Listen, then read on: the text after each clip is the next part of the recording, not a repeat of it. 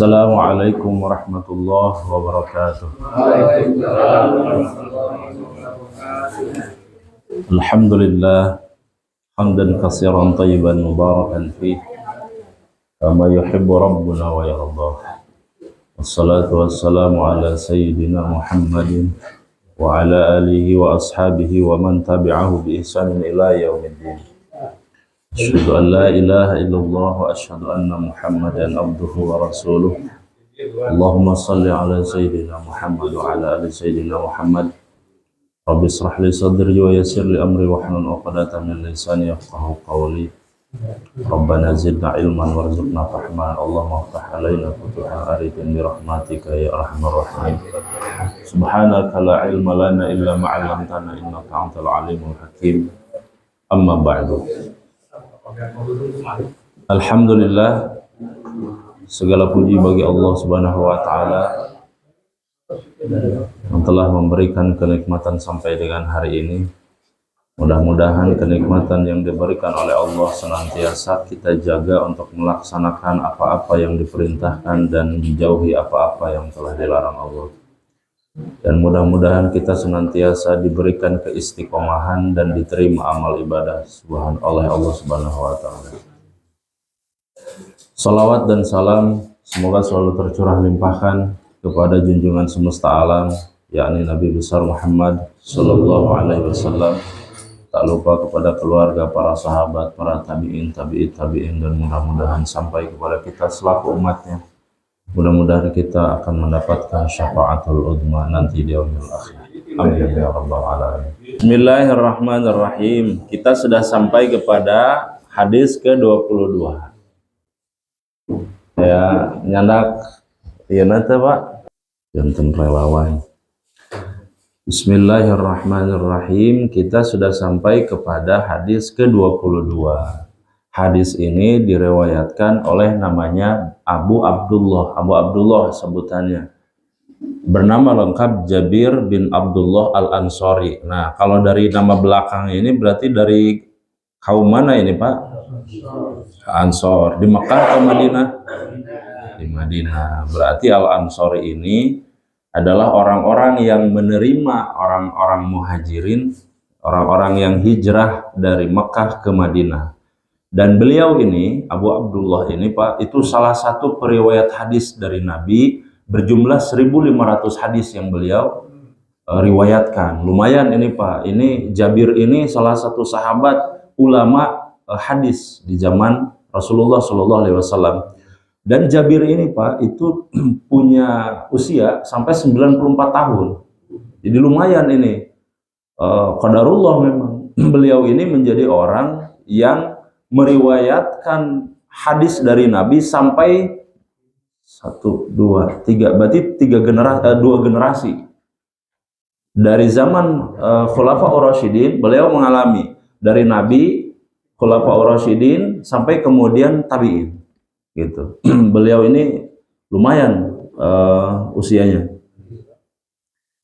Dan suku beliau adalah di Madinah itu namanya suku Khazraj. Khazraj ini salah satu kaum besar di Madinah pada saat itu. Dan sebutan beliau, julukannya adalah Abu Abdullah, Bapak hambanya Allah. Terkenal sekali beliau ini. Kemudian beliau juga banyak meriwayatkan bukan hanya seorang ahli hadis, tapi juga meriwayatkan fikih. Bagaimana tata cara Nabi dalam beribadah. Kemudian riwayat-riwayat Nabi. Banyak tabi'in yang berguru kepada beliau. Kalau kita pahami dari definisi, sahabat itu adalah orang yang hidup di masa Nabi, kemudian beriman kepada Nabi. Jadi definisi sahabat begitu. Orang yang hidup di zaman Nabi, pernah melihat Nabi, kemudian orangnya memang beriman kepada Nabi, karena tidak semua orang yang hidup di zaman Nabi menjadi sahabat Nabi, enggak. Contohnya adalah Abu Lahab, padahal pamannya sendiri gitu. Tapi tidak disebut sahabat. Kenapa? Karena beliau tidak beriman. Jadi definisi sahabat adalah orang yang hidup di zaman Nabi, kemudian beriman kepada Nabi. melihat Nabi secara langsung. Karena nanti ada juga orang yang ada di zaman Nabi tetapi tidak melihat Nabi. Siapa itu? Uwais Al-Qarni. Uwais Al-Qarni itu adalah orang yang hidup sezaman dengan Nabi tetapi tidak dikatakan sahabat Nabi karena beliau tidak pernah bertemu dengan Nabi padahal beliau beriman. Jadi ada syarat-syarat orang-orang dikatakan sahabat. Jabir bin Abdullah ini Pak itu wafat sekitar 778 Hijriah atau 697 Masehi, kurang lebih 94 tahun beliau ini. Kemudian Jabir ini Pak radhiyallahu anhu itu sering juga banyak bertanya kepada Nabi. Jadi interaksi dengan Nabinya sering seperti Abu Hurairah. Walaupun Abu Hurairah lebih banyak, 5.300 kan kalau Abu Hurairah.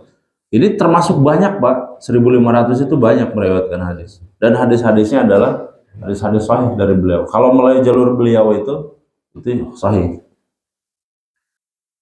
Nah beliau ini juga Pak itu termasuk ke dalam sahabat yang banyak ikut peperangan. Tercatat ada 19 peperangan yang beliau ikuti. 19 peperangan, lumayan ini Pak. Luar biasa. Termasuk dalam nanti perang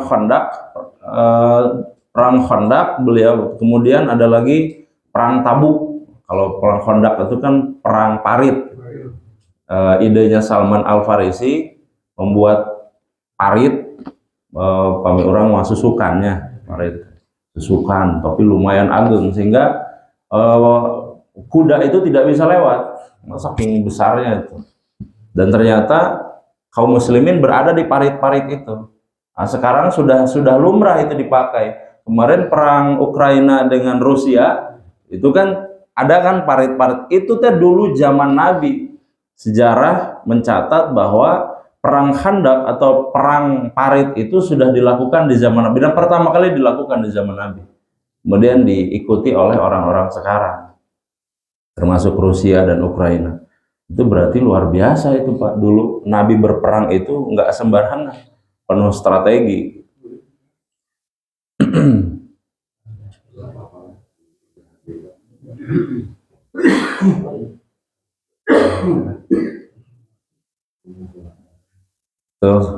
Riwayat dari Jabir.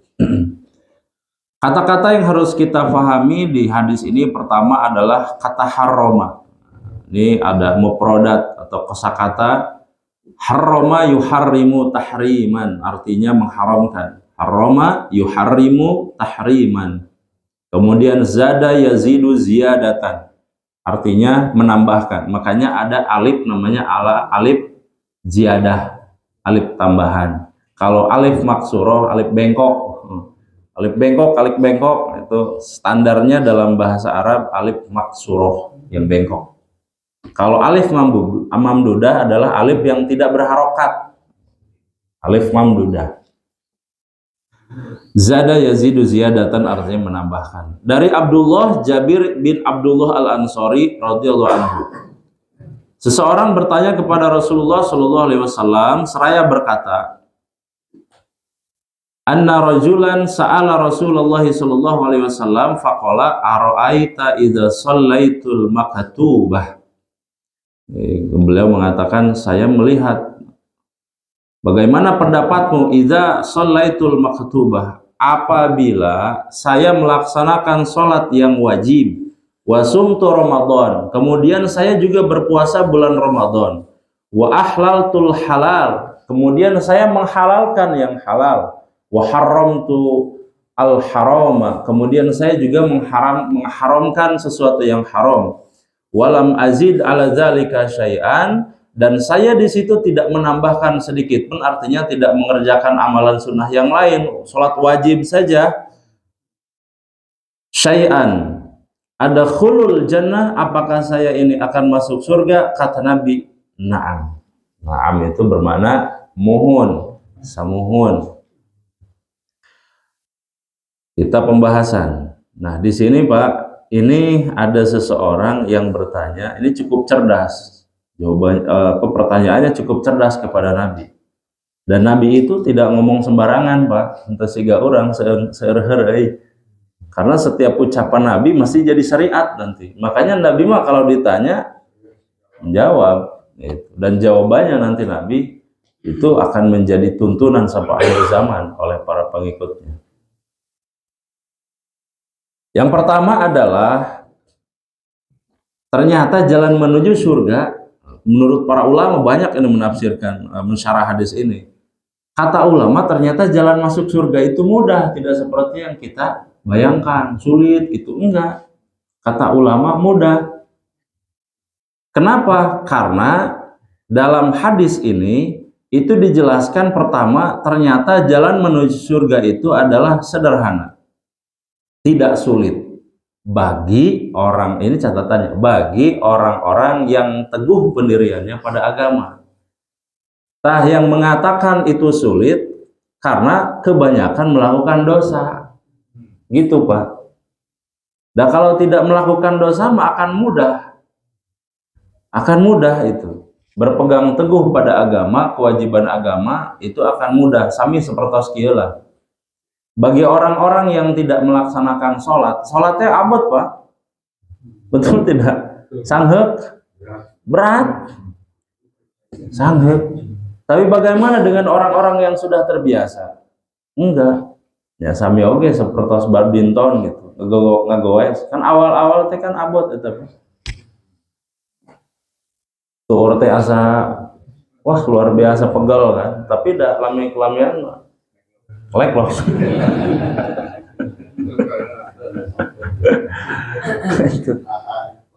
Kan sampai main badminton kayak gitu kan, dasar anu maot teh aku iya dipaksakan gitu, ayo apal atau sering teh opat.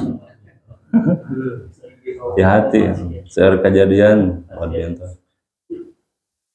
Nah, jadi sesuatu yang mudah itu karena kita sudah terbiasa. Maka di awal-awal pembahasan di hadis Arba'in itu Nabi telah menyampaikan dengan jelas kepada kita, manahaitukum anhu fajtanibuh, kata Nabi, bahwa segala apa-apa yang telah Allah larang jauhi sebisa mungkin, semaksimal mungkin jauhi. Dan untuk mencapai ke situ adalah lago juga dijauhi, lagonya dijauhi.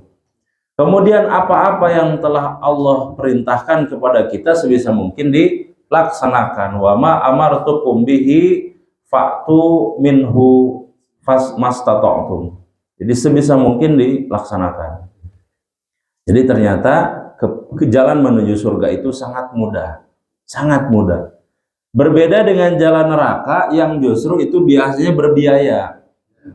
Betul tidak Pak? Aneh kan kita mah ya. Jalan menuju surga gratis tis-tis. Nah, tapi jalan menuju neraka itu berbayar, mahal. Contoh, mabok. Mabok harus beli tidak? Ah, kedah meser.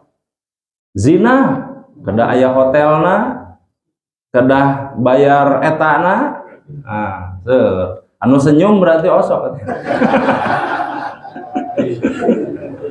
Senyum-senyum wae fatore curiga.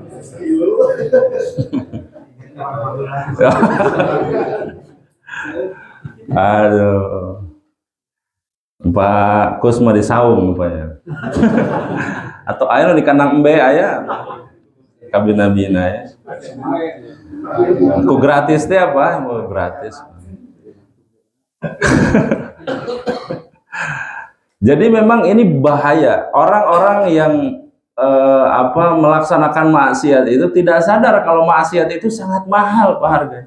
Dan Allah memang sengaja membuat maksiat itu menjadi mahal. Sengaja itu supaya kita tidak ke sana. Mau apalagi mau karaokean umpama didampingi LC ya kan pemandu lagu. Wah, ya Pak Haji Dede. Tiap ungi Jumat Dr. Mayasinan Pak Haji Dede mah KLC. Cobi Pak, sejam 200.000 encan tuangan ya kan, encan pami misalkan aya LC na terus sabaraha pami sodako kumai sodako 2.000 aya ke LC 200.000 sodako 2.000 aya pangageumna Pak 2.500 pangageum eta. Jadi memang sengaja Allah memberikan sistem kepada kita itu maksiat itu mesti jadi mahal. Terus mahal supaya kita tidak melaksanakan ke sana. Tapi apa yang kita lakukan seringkali manusia mah ada anggar kadinya deui. Sudah seperti itu. Tapi ke masjid yang gratis, Bapak.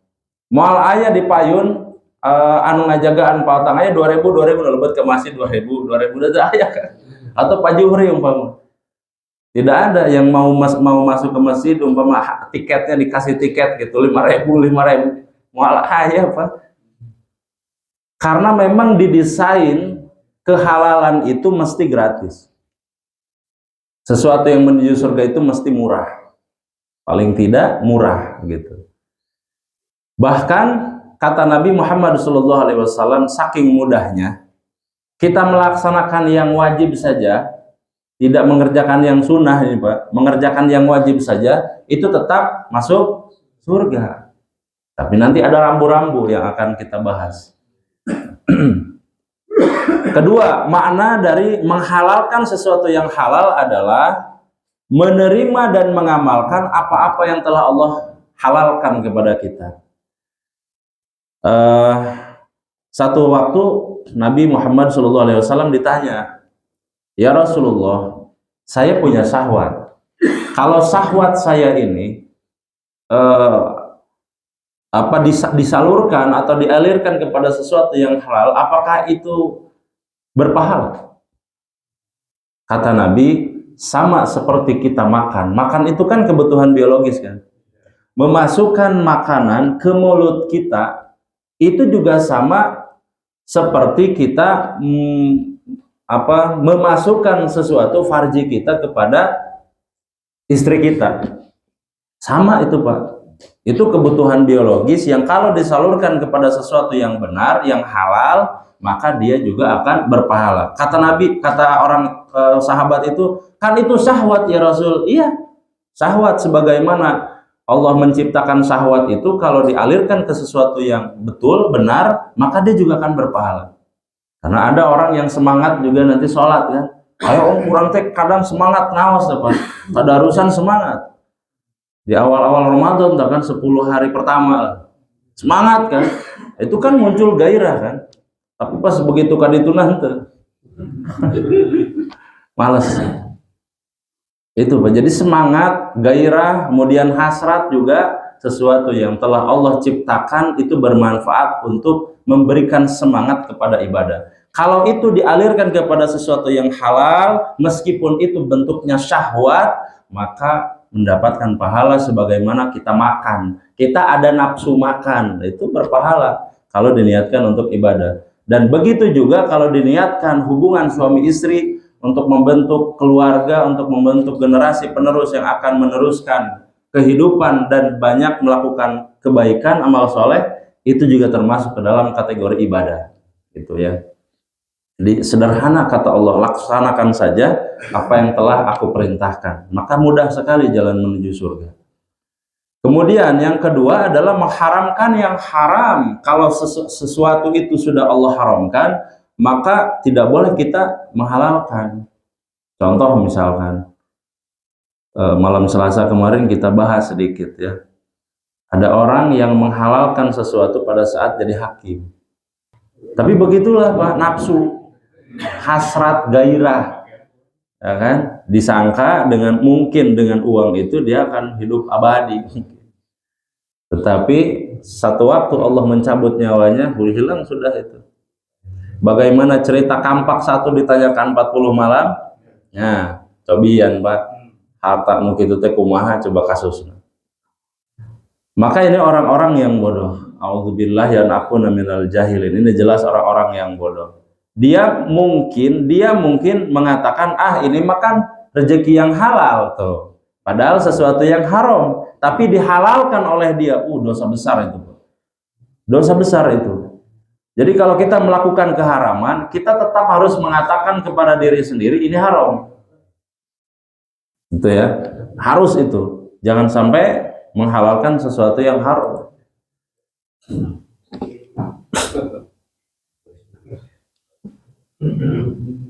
Tidak menambah ibadah sunnah. Nah ini, tidak menambah ibadah sunnah. Laki-laki ini dalam hadis ini Pak, beliau menjaga sesuatu yang wajib, tidak menambah sunnah. Itu pun ternyata basi masuk surga.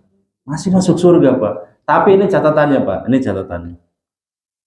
Boleh meninggalkan perkara sunnah, boleh. Tapi jika meremehkan, kata ulama, dan terus-menerus tidak melakukan, maka menjadi orang fasik dan tercela.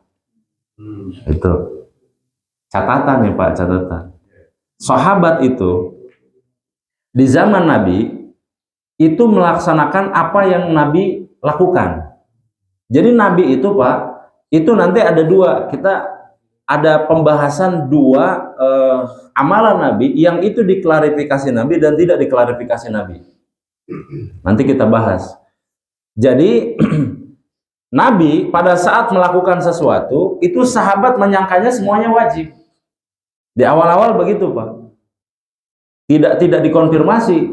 Misalkan pami orang Ustaz, ayatnya sunnah apa wajib? Ente. Begitu Nabi melakukan, langsung sahabat melakukan. Kalau tidak ada klarifikasi dari Nabi bahwa ini sunnah, maka terus-menerus sahabat melakukan. Kebiasaan, jadi kebiasaan. Sampai nanti kemudian datang informasi dari Nabi mengklarifikasi. Apa contohnya Pak? Seperti yang kita tahu mutawatir, salat tarawih. Salat tarawih di zaman Nabi itu hampir-hampir wajib kan? Sahabat Nabi pada saat ada perintah salat tarawih, sampai kemudian Nabi tidak sholat. Satu waktu Nabi tidak sholat di masjid, tapi sholat di rumah. Lantas kemudian Nabi mengklarifikasi, aku khawatir kalau seandainya genap 30 hari aku melaksanakan sholat tarawih di masjid dengan kalian, maka aku khawatir sholat tarawih ini dianggap wajib. Satu kali saja, satu kali lagi saja Nabi, artinya 30 hari full itu Nabi melaksanakan sholat tarawih, kemungkinan besar itu akan dianggap wajib. Maka syariat itu harus jelas. Nabi akhirnya tidak sholat bareng sahabat. Nah itu salah satu yang diklarifikasi Nabi. Kemudian ada juga yang diklarifikasi Nabi adalah 10 hari terakhir, 10 hari di bulan Asyura, puasa. Puasanya orang Yahudi kan dulu juga sama ya. Gitu. Lantas kemudian ada klarifikasi dari Nabi. Kata Nabi pada saat mengatakan bahwa puasa itu menjadi sunnah karena sudah datang kutiba alaikumus syiyam. Itu diklarifikasi sama Nabi Pak. Yang tadinya hari Asyura 10 Muharram itu dilaksanakan setiap tahun, sepanjang tahun oleh kaum muslimin, dikira-kira itu wajib. Sampai kemudian ada perintah untuk melaksanakan puasa di bulan Ramadan, maka yang 10 Muharram ini hilang. Dijadikan sunnah. Diklarifikasi sama Nabi bahwa ini adalah perkara sunnah dan yang wajib adalah puasa bulan Ramadan. Itu klarifikasi Nabi. Sekarang pertanyaan saya, apakah ada amalan Nabi yang tidak diklarifikasi? Ini sunnah, ini wajib. Ada? Banyak Pak. Banyak. Ini saya contohkan satu waktu pada saat sahabat melihat sholatnya Nabi mengangkat kedua tangan di 3 tempat. Hadisnya sahih. Nabi mengangkat kedua tangan, baca takbir, mengangkat kedua tangan itu di 3 tempat. Ini hadis sahih. Yang pertama adalah takbiratul ihram yang pertama.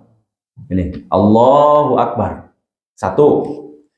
Kemudian pada saat mau sujud, mau ruku, Allahu Akbar, mau ruku. Itu juga mengangkat kedua tangan. Dan itu Nabi konsisten terus-menerus itu Pak. 1 takbir, kemudian 2 ruku. Ketiga, saat mau iktidal. Sujud nggak ada, Allahu Akbar nggak ada. Ayah-ayah Pak. Nah, bid'ah itu. Jadi 3 tuh, ya kan? Selain itu nggak ada Pak. Kita bangun dari sujud nggak ada Allahu Akbar, nggak ada kan? Mau sujud lagi Allahu Akbar nggak ada. Nabi konsisten secara terus menerus Pak, itu di 3 tempat.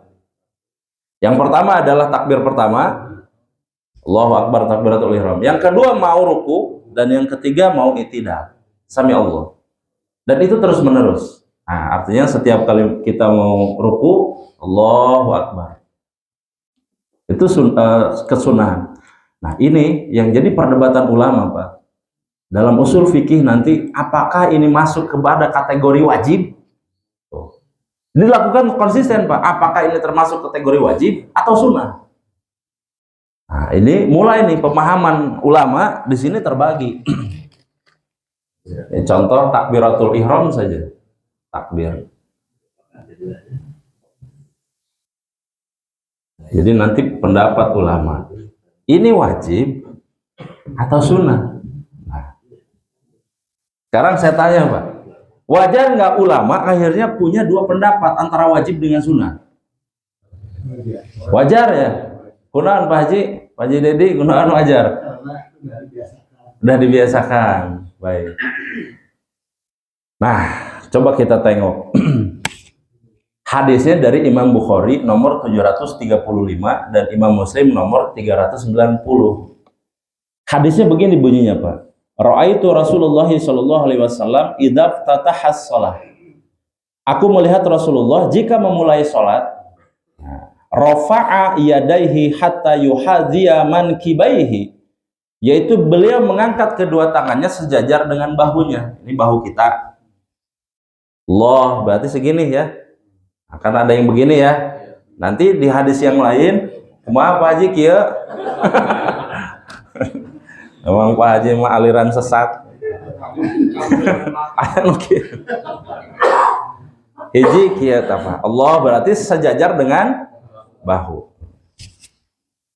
Ada juga yang sejajar dengan telinga. Allah. Di hadis yang lain juga sama. Allah Akbar. Boleh. Ini boleh, ini boleh.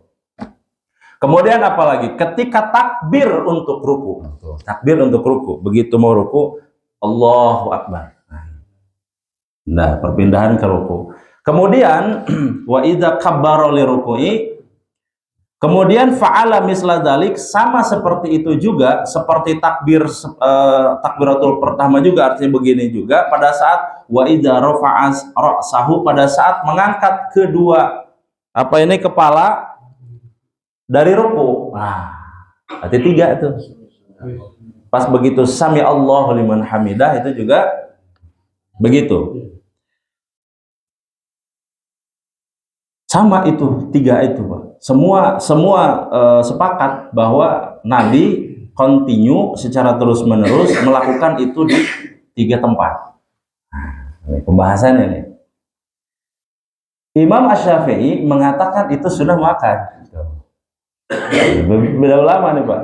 Imam Hanafi mengatakan cukup takbir biasa, takbir saja tanpa angkat tangan setelah takbir pertama. Berarti Imam Hanafi mengatakan yang wajibnya itu cuman takbiratul ihram. Yang pertama, Allahu Akbar, sudah wajibnya. Tapi yang lain menjadi sunnah. Gitu, takbirnya cuman sekali saja. Makanya ada nanti yang tidak takbir ya, tidak begini ada. Karena melihat Nabi tidak takbir, gitu, tidak mengangkat tangan, tidak mengangkat tangan, Allahu Akbar, begini saja. Ada yang begini saja. Barangkali yang sudah ke Mekah tahu ya perbedaannya, macam-macam kan itu. Tapi memang ada dasar. Kemudian pada saat Nabi mengatakan, Imam Syafi'i mengatakan sunnah muakkad, ini juga beralasan jelas. Kenapa demikian? Karena kalau itu dilakukan oleh Nabi wajib, ternyata di sisi lain ada Nabi tidak melakukan. Pernah tidak melakukan. Di hadis yang lain nanti takbir saja, ternyata takbir juga tidak mengangkat kedua tangan. Gitu. Dan dianggap oleh imam yang lain nanti itu adalah sebuah syariat juga. Ya sudah, kalau begitu tidak mengangkat tangan pun tidak ada masalah. Gitu. Jadi yang mengangkat kedua tangan berarti mengikuti mazhab Imam Syafi'i. Dan mayoritas memang di Indonesia seperti itu. Ya, mengangkat wajib, sunnah, wajibnya pertama saja, yang lainnya sunnah. Tapi ada yang memang itu seperti mewajibkan. Nah, masalah ini Pak, itu tidak pernah diklarifikasi Nabi, tidak pernah. Nabi misalkan mengatakan, ingat ya sahabat-sahabatku, umpama ini perkara sunnah, ini perkara wajib. Enggak ada, Pak. Sampai dengan hari ini tidak ada klarifikasi. Kenapa ini ada menjadi sunnah, ada menjadi mubah? Itu didefinisikan oleh ulama dari berbagai informasi dari para sahabat. Gitu. Akhirnya disimpulkan bahwa ini perkara sunnah. Tapi sunnahnya sunnah muakkad. Sunnah muakkad itu hampir-hampiran itu jadi wajib. Kalau saja Nabi terus-menerus seumur hidupnya tidak pernah meninggalkan itu, maka itu jadi wajib. Tapi ternyata ada satu waktu Nabi tidak melakukan. Sehingga ini dianggap sunnah muakkad. Begitu. Kemudian apalagi? Kunut subuh, Pak. Kunut subuh tidak ada klarifikasi dari Nabi, ini sunnah, ini wajib, nggak ada. Tidak seperti tadi, puasa Asyura. Jadi ini bisa kita pahami, ini lebih mendalam, Pak. Saya pelan-pelan tapi lebih mendalam, lebih mendalam. Bagaimana perspektif kunut subuh itu ada orang yang melakukan, ada yang tidak melakukan. Ini Pak, usul fikihnya nanti kita bahas. Kenapa itu sampai bisa ada perbedaan. Kunut subuh di zaman Nabi, Pak, itu Nabi melaksanakannya dalam cukup waktu yang lama. Yang pertama, Nabi mutawatir memang pada saat terjadi pembantaian kepada 70 sahabat Nabi untuk berdakwah, ternyata dibunuh 70 nggak tanggung-tanggung oleh orang-orang munafik di jalan. Saking dongkolnya Nabi, saking jengkelnya Nabi, Nabi kemudian mengangkat kedua tangan yang tidak pernah Nabi lakukan ya. Itu saking jengkelnya memang. 70 sahabat Nabi, para penghafal Quran, diminta untuk berdakwah, ternyata dibunuh. Nabi mengangkat kedua tangannya dalam sholat, ini yang kita kenal dengan kunut nazilah. Nazilah. Berapa lama Nabi? 1 bulan. Terus menerus full itu Pak, terus menerus. Dari pertama kali Nabi berdoa sampai 30 hari ke depan. 1 bulan full Nabi mengangkat kedua tangannya berdoa. Dan ternyata di riwayat Anas bin Malik itu dikatakan bahwa Nabi melaksanakan kunut subuh, kunut itu sampai akhir hayatnya. Tuh. Mau dikatakan doif gitu hadis ini. Anas bin Malik Pak yang meriwayatkan. Tetapi kemudian ini masalahnya kenapa ada perdebatan dalam ulama, dalam perspektif ulama. Nabi masalahnya tidak pernah mengklarifikasi bahwa ini adalah perkara sunnah. Ini adalah perkara wajib, ini adalah perkara makruh. Itu tidak pernah, Pak. Tidak pernah. Coba kalau tidak percaya, Bapak silahkan cari di YouTube. Kami sumber referensinya di YouTube. Atau cari di Google lah. Itu tidak ada, Pak. Tidak ada klarifikasi dari Nabi bahwa ini adalah perkara sunnah atau yang sesuatu yang harus ditinggalkan. Enggak. Di sini ngambang nih, Pak. Ngambang. Maka ulama misalkan Imam Asy-Syafi'i memahaminya bahwa ini sudah muakkad kalau begitu. Karena Nabi hampir-hampir tidak pernah meninggalkan. Itu dan dilakukan secara terus-menerus. Tapi Imam Abu Hanifah mengatakan ini tidak disyariatkan kecuali saat musibah tuh.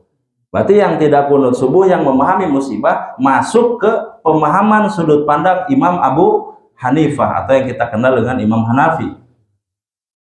Kemudian dalam perspektif Imam Malik, sebagian riwayat mengatakan bid'ah. Kenapa demikian?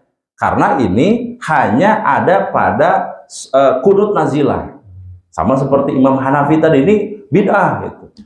Mengatakan sunnah pada kondisi tertentu, pada saat sedang musibah saja. Misalkan kemarin ada COVID atau Israel kemarin kan, kita berdoa 1 bulan penuh. Nah memang sunnah.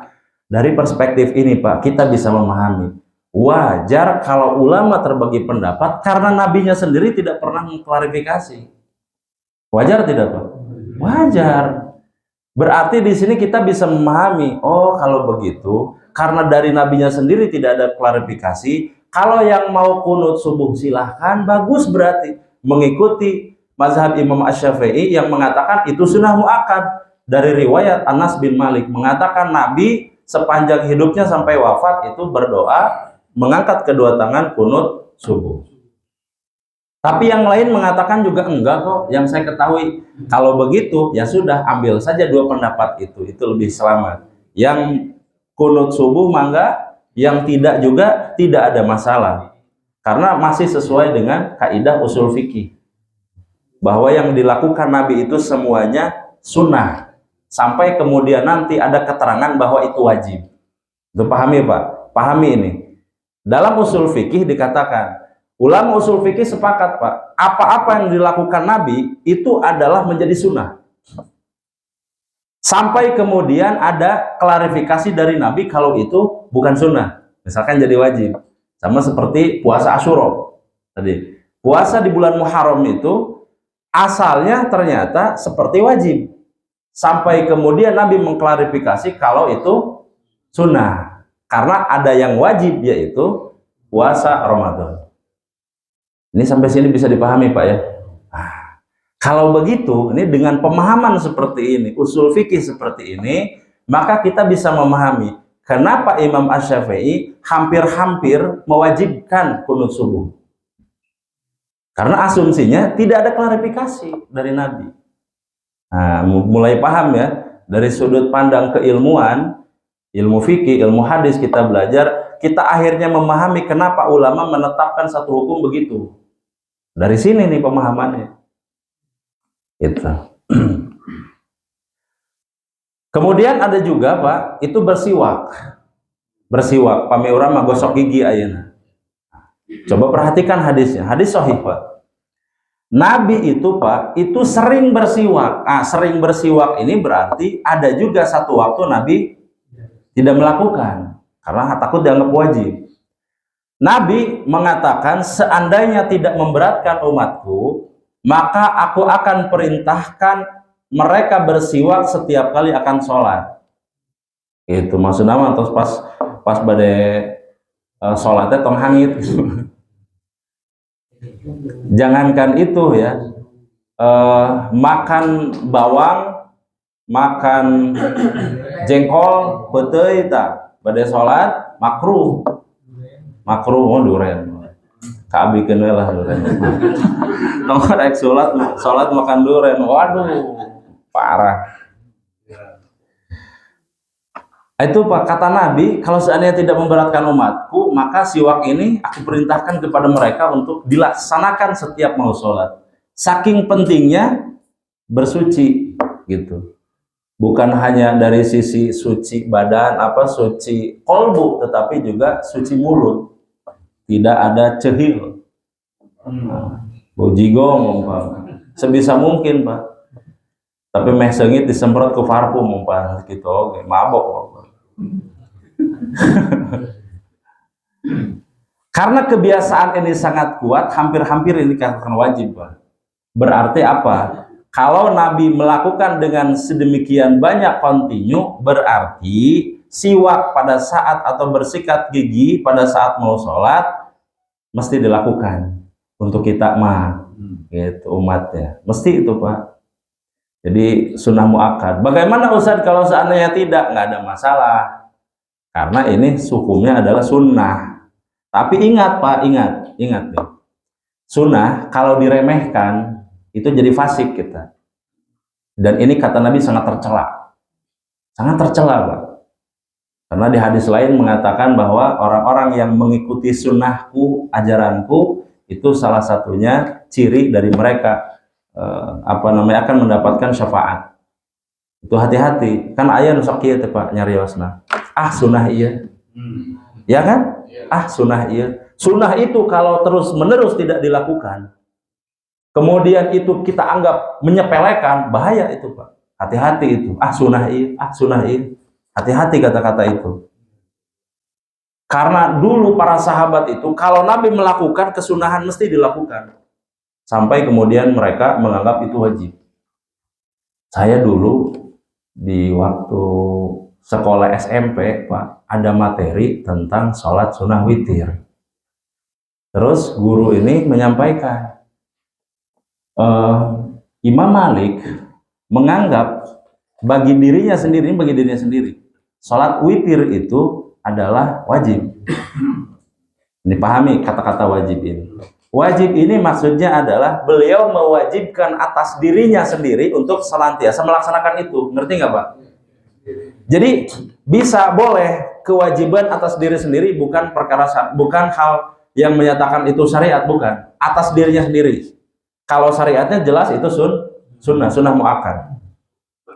Tapi beliau mewajibkan dirinya sendiri untuk melaksanakan itu. Makanya waktu itu saya klarifikasi tanya gitu. Pak, berarti kalau begitu Imam Hanafi itu menganggap ada 6 waktu sholat, 6 sholat yang wajib. Kan yang 5 sudah dikatakan wajib. Kalaulah sholat witir beliau mewajibkan, kan berarti jadi ada 6. Betul ya? Nah, diklarifikasi oleh guru, betul. Yang 5 adalah kewajiban syariat. Yang satunya lagi adalah kewajiban bagi dirinya sendiri. Nah, boleh Pak, kita mewajibkan atas diri sendiri melakukan satu amalan. Misalkan begini, kalau kita mewajibkan diri sendiri sebelum dan setelah sholat yang memang disunahkan untuk melaksanakan sholat sunnah rawatib, maka kita mewajibkan diri sendiri untuk melaksanakan itu. Boleh Pak, tapi itu tidak berlaku bagi orang lain, hanya kita saja. Boleh itu Pak, karena memang Nabi hampir-hampir tidak pernah meninggalkan itu, hampir-hampiran. Maka ulama menafsirkan bahwa kalau begitu, sahabat juga sama dulu, kalau begitu hal-hal yang tidak diklarifikasi Nabi, maka kemungkinan besar itu akan tetap dilaksanakan, harus tetap dilaksanakan, tetapi berubah dari dulu pemahamannya wajib oleh para sahabat, kemudian sekarang menjadi sunnah muakkad. Nah, sama seperti nanti kurban kan, kurban juga sama sunnah muakkad. Itu kami diwajibkan, kumaha anu teu gaduh artos kan. Nah, itu tahu Nabi mah itu umatnya pasti begitu, makanya tidak sembarangan menetapkan satu hukum. Itu. Jadi dipahami Pak, hadis ini bermakna tidak meremehkan sunnah. Cuman bertanya, kalau saya cuman mengerjakan yang wajib, apakah saya tetap masuk surga ya Rasul? Naam, kata Nabi. Betul. Kalaupun kamu tidak melaksanakan yang lain perkara sunnah, kamu fokus saja ke wajib, semua yang diwajibkan Allah itu kamu laksanakan, maka itu jalan menuju surga. Nah, coba sekarang jadi pertanyaan kita nih. Kan kalau yang wajib, lantas bertentangan dong kalau begitu dengan yang dikatakan Nabi, barang siapa yang tidak melaksanakan sunnahku, maka dia bukan golongan dari umatku. Terus kira-kira kontradiksi nggak dengan hadis itu? Ya, seperti kontradiksi kan? Nah, makanya ini di sini Pak, maksudnya Nabi mengatakan ini kepada orang yang sesuai kadar keimanannya.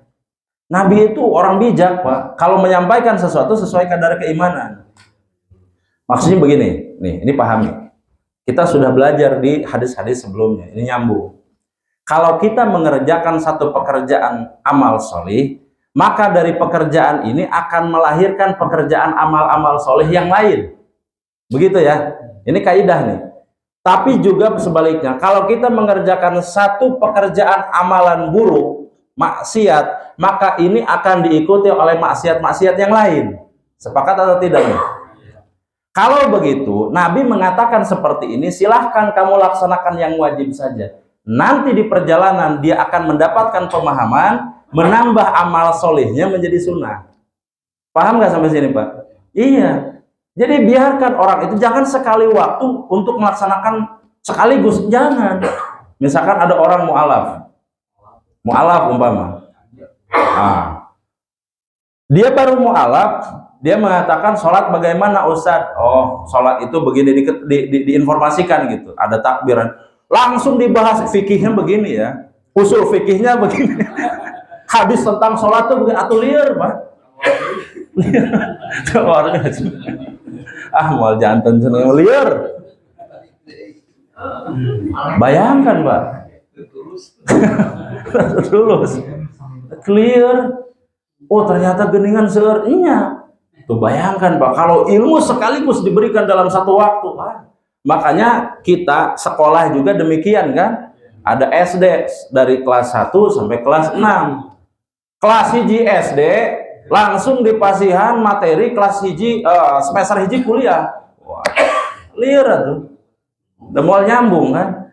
Maka di sini kita bisa pahami Nabi mengatakan seperti ini, nggak apa-apa kamu laksanakan yang wajib saja. Karena Nabi memahami kalau dia sudah melaksanakan yang wajib, pasti kesananya melaksanakan sunnah. Karena dia nanti akan mencari lagi amal ibadah apa lagi yang harus saya kerjakan setelah wajib. Ada sunnahnya rawatib, itu kamu laksanakan. Nah, gitu kurang lebih Pak. Nah, Berarti ini juga sama. Ini kaidah ini, Pak. Kaidah ini sama seperti begini. Malam Jumat, ya, wengi Jumat ya, Pak. Aya nu dugeman. Tadi nu dugem. Ustadznya mikir, iya masyarakat kok malam Jumat teh ngadugem. Ya kan? Padahal perintahnya adalah banyak ibadah tuh.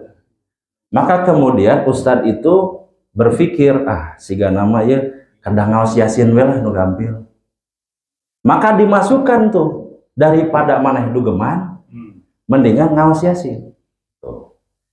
Dari sini kita bisa pahami kan kenapa? Karena tidak mungkin dalam satu waktu sekaligus menginformasikan maneh 40 juz, 40 juz.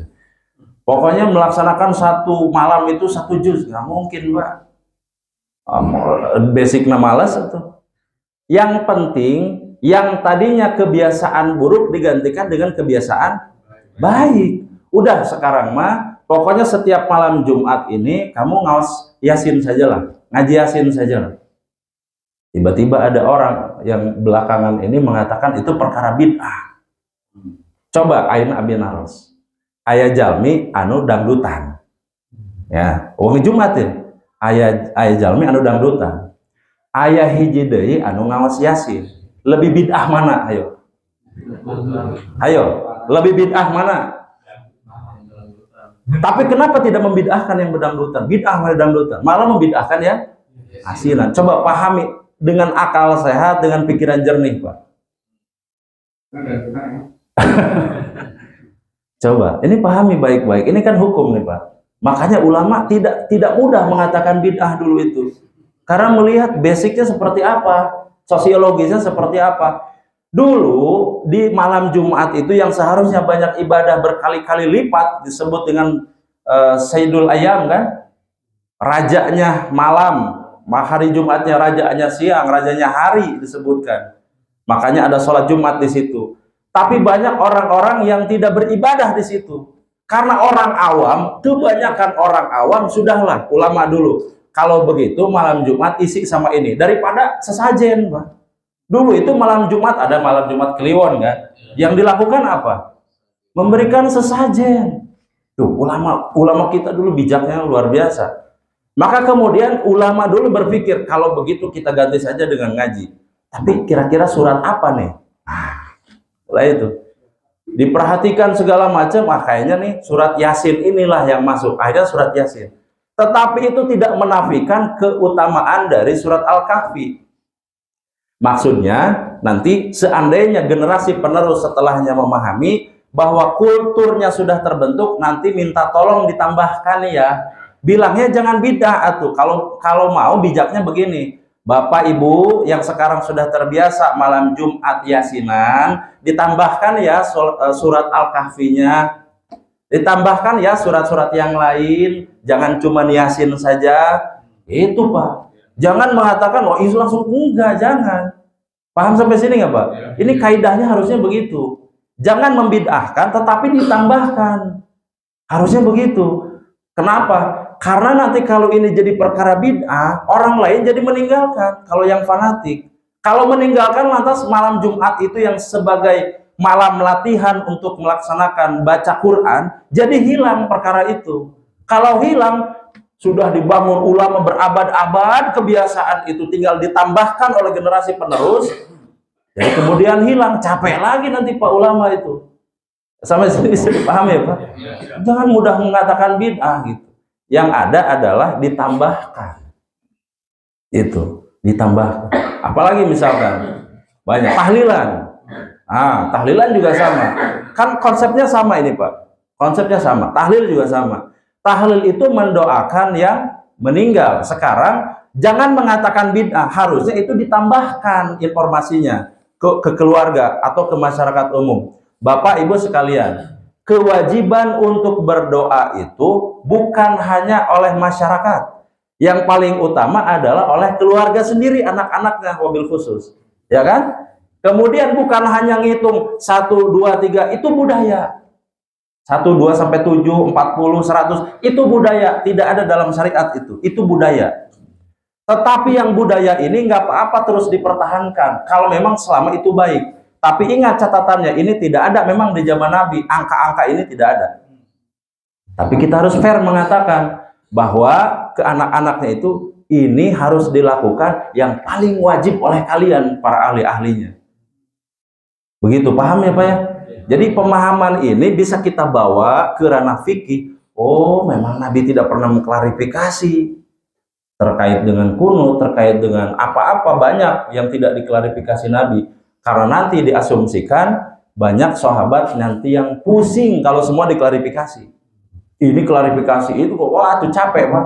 Nanti sahabat pusing sendiri. Maka Nabi tidak semuanya diklarifikasi, hanya bagian-bagian yang paling pokok. Begitu. Sehingga ini menimbulkan perdebatan di kalangan ilmu fikih. Itu barangkali Pak. Maka ya. Siap. Gitu ya. Kalau nanti ada pertanyaan boleh di grup atau nanti kita sambung di Jumat minggu depan. Mudah-mudahan ada manfaatnya Pak pada pembahasan kali ini. Akhirul kalam. Assalamualaikum warahmatullahi wabarakatuh.